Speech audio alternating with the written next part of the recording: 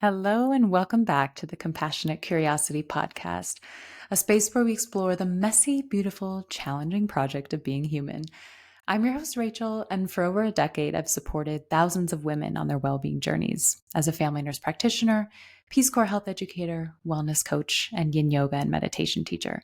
And I help women break free from the exhausting cycle of never feeling good enough in their bodies without having to lose weight or fix themselves, so they don't waste another year feeling depleted, disconnected, and drained from the pressure to look a certain way.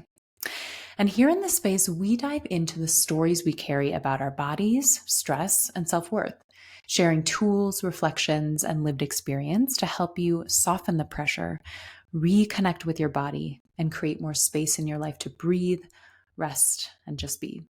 All guided by curiosity and grounded in compassion.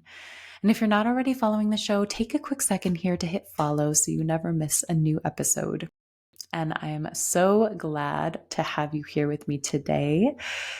So today is going to be a pretty short episode because our focus is going on one phrase.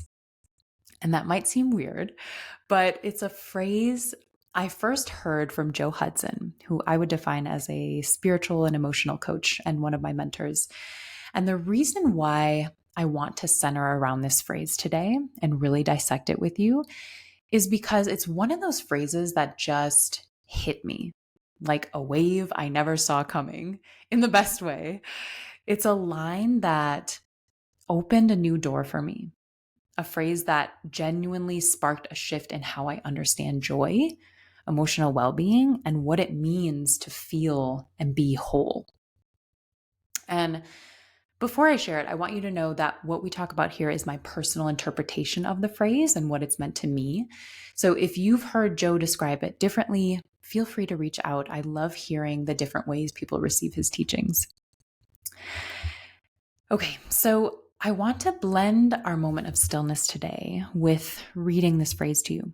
And so if you're safe and able to right now, I invite you to make yourself comfortable, soften your shoulders, gently close your eyes, and take a deep breath in through your nose.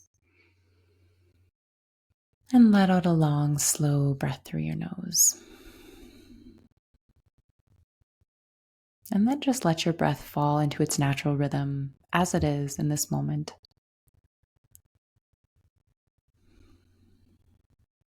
Notice your feet against the ground, the surface holding you, supporting you. And from this place, I want to share the phrase with you. There are a few variations I've heard, but the essence is this. Joy is the matriarch of all emotions, and she does not step foot in a home where all her other children aren't welcome.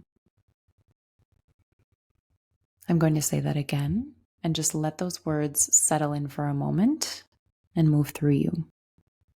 And notice what arises in your body as you do. Joy is the matriarch of all emotions, and she does not step foot in a home where all her other children aren't welcome. Okay, so let's take one more deep breath in through the nose and let out a long, slow breath through the nose. And when you're ready, gently opening your eyes and welcoming the world back in. Thank you. So first of all, I think that this phrase speaks to something almost all of us are longing for: to feel happier, lighter, more joyful, more at peace. But here's where this teaching completely flips the usual approach on its head. Most of us try to create joy by arranging the external world, our schedules, our habits, our bodies, our achievements, our relationships, as if joy is something we can force into place. We chase joy. We strive for joy. We try to be joyful.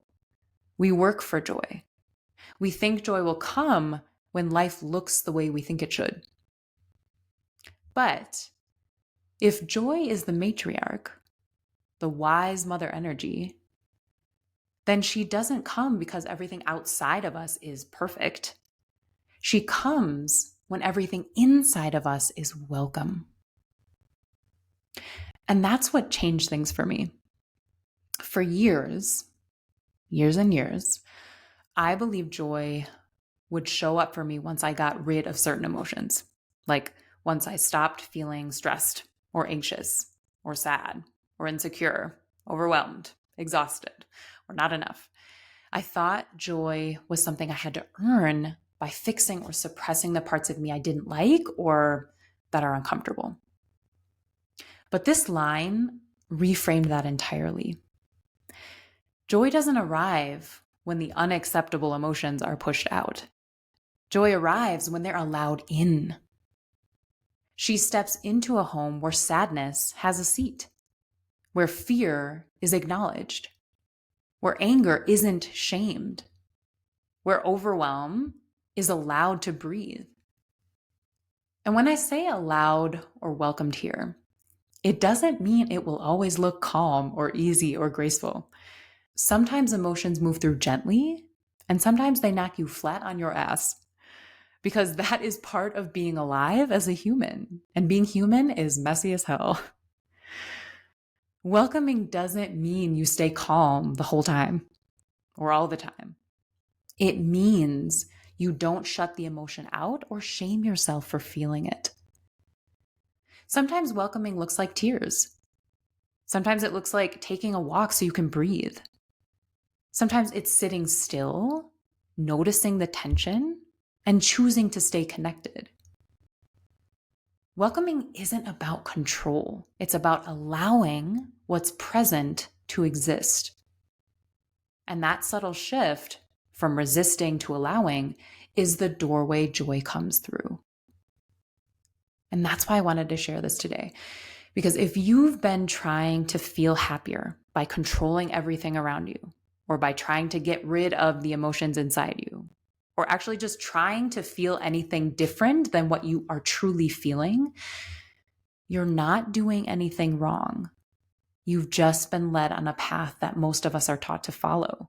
One that says joy is something we earn by feeling less. When in reality, joy grows when we allow ourselves to feel more. Joy isn't found by tightening your grip on life. Joy is found by loosening your grip on yourself. Joy comes when you stop exiling your emotional experience and start letting your internal world be whole again. And I have literally felt the embodiment of this phrase since I have been playing with this welcoming my emotional world. I have noticed more joy and peace than any other time in my life. Welcoming for me has not looked glamorous. That is for sure. It's looked like crying on the floor, breathing into the ache in my chest instead of running from it or numbing it, letting disappointment wash through me without rushing to solve it. So yes, I'm feeling a roller coaster of emotions, some that are more comfortable than others, but instead of resisting them, I'm sitting with them, letting them move through me. And somehow in that space, in the very place I once thought joy could not exist, she's showing up more easily than ever. She is naturally present there because everything is allowed. And so here is your invitation today. What emotion in you has been waiting outside the door? And what might shift if you let it in? Not to take over, not to define you, just to be witnessed and welcomed. The more open your emotional home becomes, the more space joy has to walk through the door. And so there you have it, my dear. Thank you so much for being here with me today. I trust this landed exactly where it needed to for you today. And I'd love to hear what it brought up for you. And I will put in the show notes below as to how to get in touch with me. And until next time, may you know that you are not alone. I am here with you. May you be guided by curiosity and grounded in compassion. Sending you love, light, and gratitude today and always.